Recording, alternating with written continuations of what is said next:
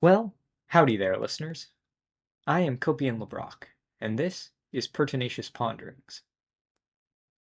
Let's start with the obvious question first. What the heck does Pertinacious Ponderings even mean?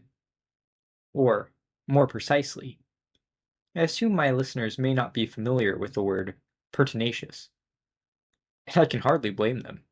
A quick Google search reveals that usage of the word has dropped precipitously from its height in the mid-1800s. Pertinacious means simply holding firmly to some purpose or belief. It has been my personal favorite word since I first discovered it in the pages of Conan Doyle's Sherlock Holmes, which were unsurprisingly published from 1887 to 1927, when the use of the word is more common. Doyle uses pertinacious and pertinacity, which is the quality of being pertinacious, as a quasi-insult, similar to calling someone obstinate or dogmatic for holding their ground even in the face of sounder reason.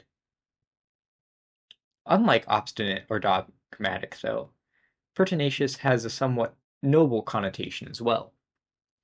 It rings of dedication, and the kind of stubbornness that wears away any opposition, of a kind of steadfastness. Indeed, the root of the word is the Latin tenax, which means holding fast. Pertinacious ponderings, then, are those thoughts and ideas which simply will not let you alone.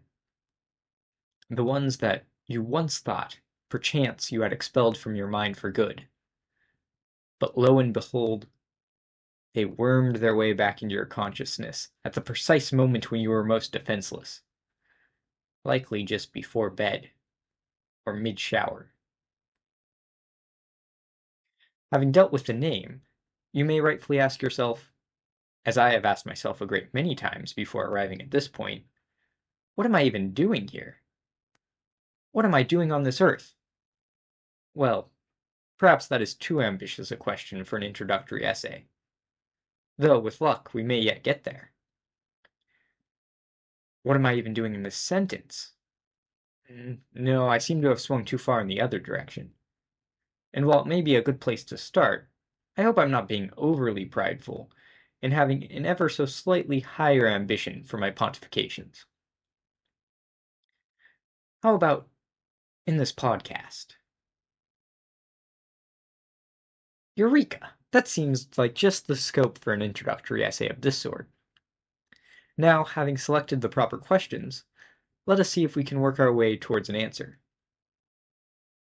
It seems that every Tom, Dick, and Harry out there in our times thinks that they have just the opinion that the world needs to hear if it is to be set right, and if the unwashed masses would simply listen to their prophetic ramblings, whether they be in the form of podcasts, tweets, or, yes, even blogs, then our intellectual superiors would deign to provide the solution to every woe.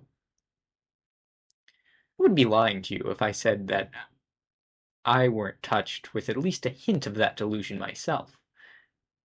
But alas, I am not so deluded as to think that my due fame will be able to pluck me out of this obscure morass quickly.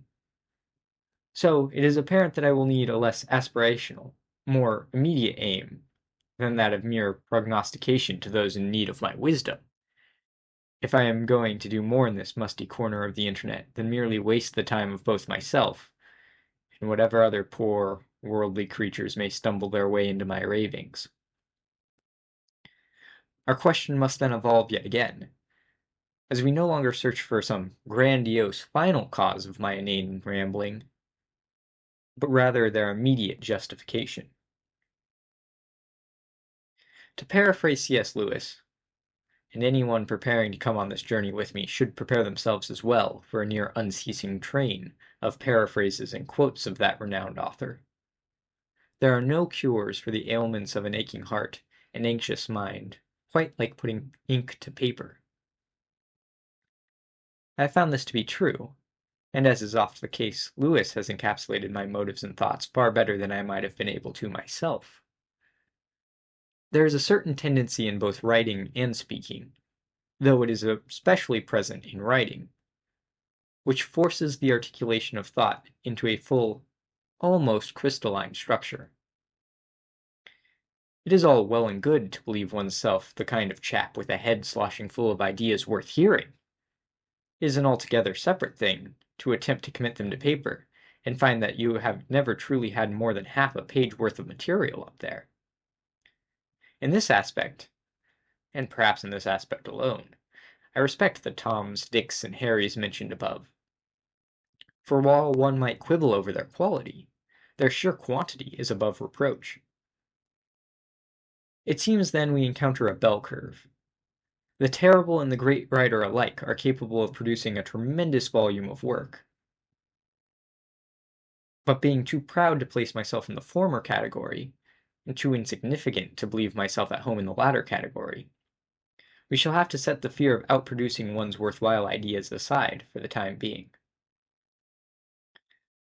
Lastly, and to my mind most importantly, writing allows for an expression of our own, often lackluster ideas, but also forces a focusing, a quieting of the rest of one's consciousness, as they pour themselves entirely into what they are working on.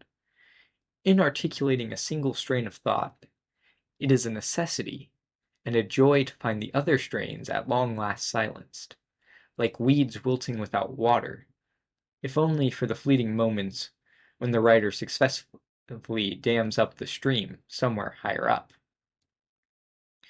It is this serenity, this discipline, which I most seek to practice in this podcast.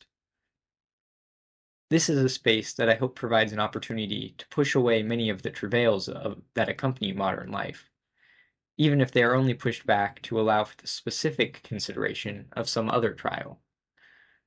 Steps, after all, are always taken one at a time. This podcast is to be, in that respect, my safe harbor, in which I will allow that one thought, that pertinacious pondering, to occupy everything, to fill the whole of my thought, until I feel it has well and truly played itself out. So that is what I'm doing here. Trying to excise those pertinacious thoughts by hearing them out. Oh, right. I suppose I would be in dereliction of my introductory duties if I didn't lend to you, my dear listener, at least the slightest inclination of what it is I am going to be talking about in the following pages. I suspect, like many of my delusional fellows in this space, I will stick mainly to amateur philosophy, petty political insights, infuriating theological errors, and hopefully slightly better informed, though likely less interesting, legal analysis. Moreover, I reserve the right to publish an occasional poor poem or sordid short story, as the inspiration may strike, as I am of the mind that some things are better communicated indirectly.